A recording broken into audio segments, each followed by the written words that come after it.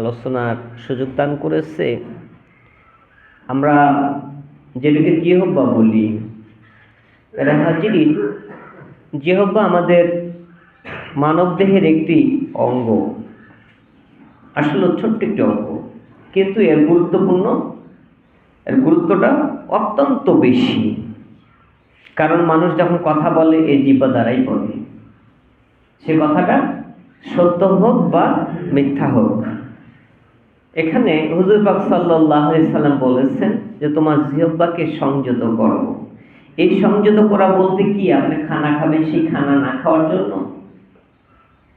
আসলে বিষয়টা তা না। বিষয়টা হচ্ছে আপনি ওই জিহ্বা দ্বারা মিথ্যা কথা বলবেন না। কারণ মিথ্যা হচ্ছে সকল পাপের মা। মানুষ যখন মিথ্যা বলে তখন সে কি পাপ কাজের দিকে নিমজ্জিত হয়, পাপ কাজের দিকে ধাবিত হয়। মিথ্যা বলে আপনি যদি কোনো রোজগার করেন, আপনি একটা ক্রয় করেছেন একটা সম্পদ, হয়তো 10 টাকা কিনলেন, আপনি এসে বলছেন আমি কিনেছি 15 টাকায়, তোমার আমি 20 টাকা কম দিই কি করে, অথচ আপনি কিনছেন 10 টাকায়। এই যে মিথ্যা বলে আপনি যে 5 টাকা অন্যের কাছ থেকে হাতিয়ে নেবেন, এটি পাপ। আপনি 10 টাকায় ক্রয় করেছেন, 10 টাকার কথাই বলেন ভাই আমি 10 টাকায় কিনেছি, 20 টাকা না হলে তোমারে দেবো না। আর যদি প্রয়োজন হয় সে নিবেন, না হয় না নিবে। অথবা আপনার বলার দরকার কি যে আমি 5 টাকায় কিনেছি বা 20 টাকায় কিনেছি বা 25 টাকায় কিনেছি, বলার দরকার কি ভাই এটার দাম 20 টাকা। জাস্ট ফর এক্সাম্পল, একটা উদাহরণ দিচ্ছি আপনাদেরকে বোঝার্থে। এই যে মিথ্যাগুলো, এই ছোটখাটো মিথ্যা থেকে বড় বড় মিথ্যার জন্ম নেয়।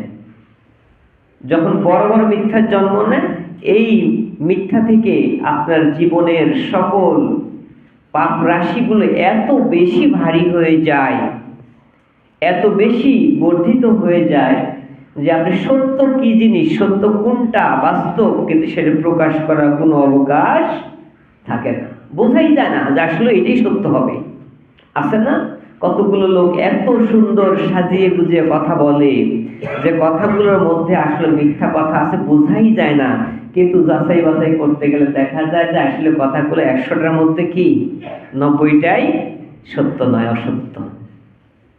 হাজিরিন, আমরা যখন কোনো কথা বলি, এখান থেকে আমরা শিক্ষা নিই এটাই, অল্প বলবো, অল্প পরিমাণে কথা বলবো, কিন্তু যে কথাটা বলবো সত্য বলার চেষ্টা করতে হবে।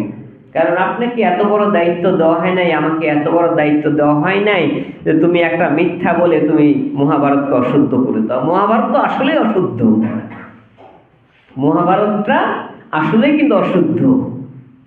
সেটাকে আমার আপনার শুদ্ধ করার দরকার নাই।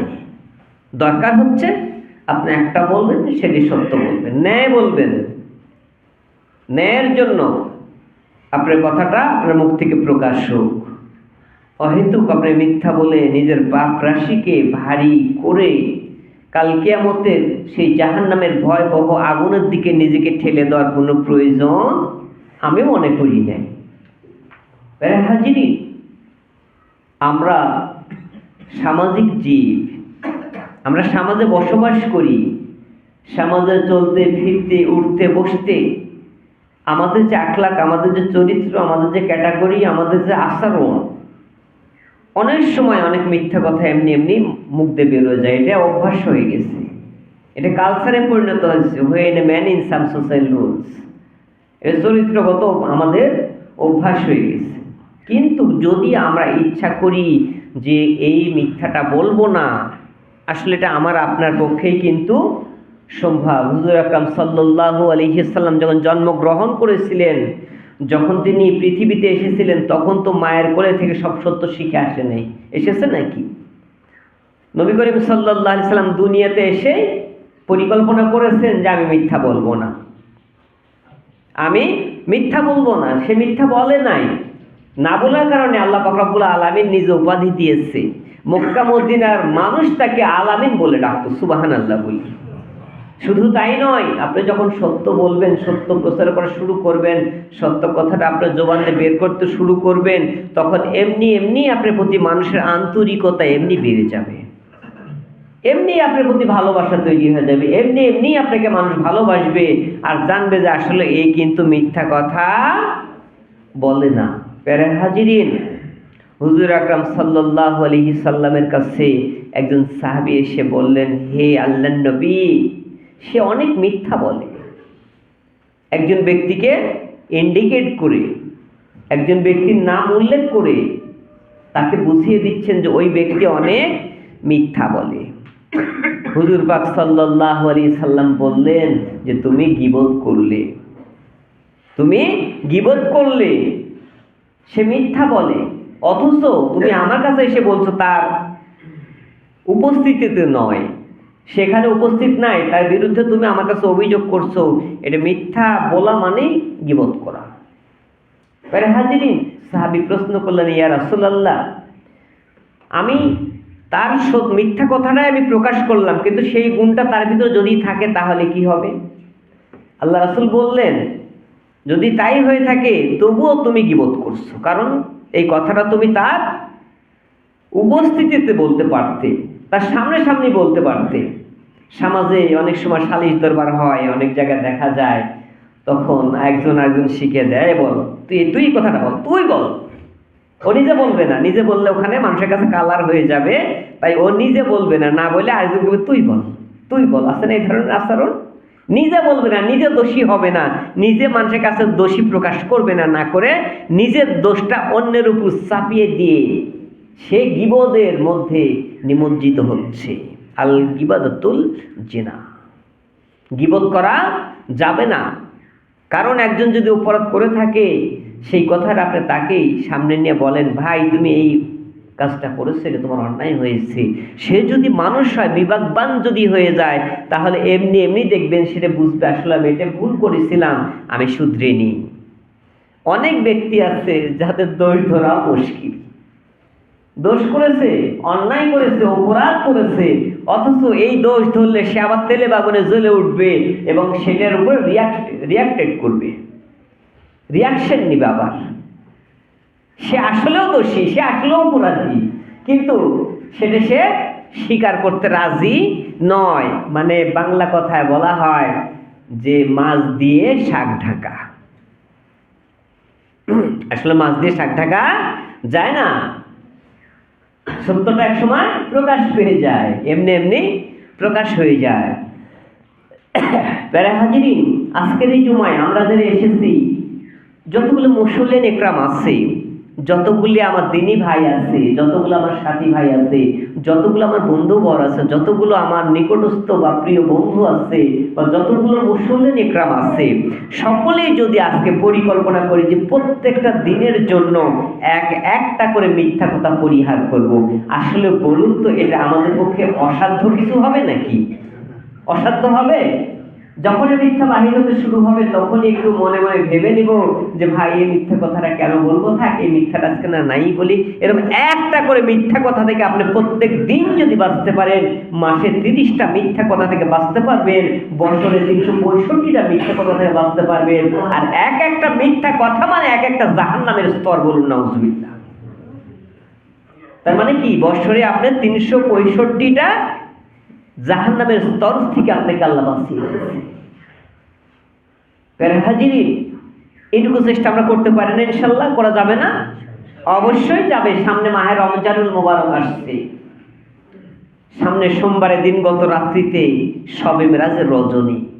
খুশির একটা সংবাদ যে রাত্রিতে আমার আপনার শেষ জামানের নবী করিম সাল্লাল্লাহু আলাইহি সাল্লাম আল্লাহর সঙ্গে সাক্ষাৎ করেছিলেন, আল্লাহর সঙ্গে দিদার করেছিলেন, আল্লাহর সঙ্গে কথা বলেছিলেন। সুবহানাল্লাহ। এটা 1,24,000 মতান্তর 2,24,000 নবী ও রাসূলগণ এসেছে, সকলেই দেখার চেষ্টা করেছে আল্লাহকে, আল্লাহর সঙ্গে মানে সাক্ষাৎ করার প্রচেষ্টা করেছেন, মনে মনে পরিকল্পনা নিয়েছেন। এমনকি পৃথিবীর যতগুলো মানুষ তৈরি হয়েছে, সবারই মনের ভিতরে একটু পরিকল্পনা আছে আল্লাহর সঙ্গে দেখা হলে ভালো হতো কিনা বলেন?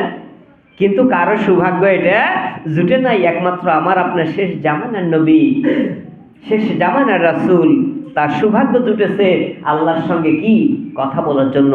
এরপরেও আমরা তাফসীর থেকে জেনেছি যে 70,000 নূরের পর্দা সেখানে আবরণ সৃষ্টি ছিল। মুসা আলাইহিস সালাম চেষ্টা করছিলেন, আল্লাহর কাছে বলেছিলেন যে আল্লাহ আমি তোমারে দেখতে চাই। আল্লাহ বললেন তুমি তো মানব চোখে আমারে দেখতে পাবা না। কয় আল্লাহ আমি তবুও দেখতে চাই। কয় তুমি দেখে তো সহ্য করতে পারবা না। কয় না আল্লাহ আমি তবুও দেখবো। আল্লাহর সঙ্গে মুসা একটু বেশি মশকরা করতেন। মুসা যখন এইভাবে দাবি করলেন, আল্লাহ বলল ঠিক আছে তুমি তুর পাহাড়ের দিকে তাকাও। তুর পাহাড়ের দিকে তাকানোর সঙ্গে সঙ্গে আল্লাহ পাক রব্বুল আলামিনের একটা নূরের তাজ্জালি যেখানে ছেড়ে দিয়েছে, সঙ্গে সঙ্গে তুর পাহাড় পর্যন্ত পুরে সুরমা হয়ে গেছে। একদম সুরমা হয়ে গেছে, যে সুরমা এখন আমরা চোখের মাঝে ব্যবহার করি, এই সুরমায় পরিণত হয়ে গেছে তুর পাহাড় পর্যন্ত। তাহলে হাজিরেন, তাহলে আমার আপনার নবী সেই সৌভাগ্যটা অর্জন করে এসেছে। আর সেই রজনীটা হচ্ছে সামনের সোমবারের দিনগত রাত্রি। তাহলে হাজিরেন, যদি সম্ভব হয় একটু জাগ্রত থাকবো, ইবাদত করবো, আল্লাহ গুণগান গাইবো। দেখা যাবে আল্লাহ পাক রব্বুল আলামিন এর উসিলায় আমাকে আপনাকে মাফ করে দিতে পারে। এরপর যদি কেউ ইচ্ছা করে রোজা রাখবো, রাখতে পারি। এটা নফল ইবাদত, এর জন্য কোনো জোর দাবি নাই। যদি কেউ থাকতে চান থাকতে পারবেন, আর যদি কেউ না থাকেন রাখার দরকার নেই। কারণ এটা অত্যন্ত জরুরি নয়। নফল ইবাদত করলে সওয়াব হবে, না করলে কোনো গুনাহ হবে নাকি? কোনো গুনাহ হবে না। তবে আপনি চেষ্টা করবেন যে রাত্রিতে ইবাদত করলেন সেই রাত্রিতে জাগ্রত থেকে সেহরি খাইবেন, পরে যে একটা রোজা রাখলেন যথেষ্ট। এরপরে অনেকেই 3টা করে 5টা করে, সেটা তাদের ব্যক্তিগত ব্যাপার। এটা আমি নিষেধও করবো না, আবার এটা আমি অনুমতিও দেব না। তবে রমজানের রোজা ফরজ, অন্যান্য রোজা হচ্ছে নফল। নফল ইবাদত করলে সওয়াব হবে, এর মধ্যে কোনো প্রকার সন্দেহ আছে নাকি? সন্দেহ নেই। যদি পারেন রাখবেন। আল্লাহ পাক রব্বুল আলামিন আমাদের সকলকে যেন মিথ্যা পরিহার বা তৌফিক দান করেন। সবাই বলুন আমিন।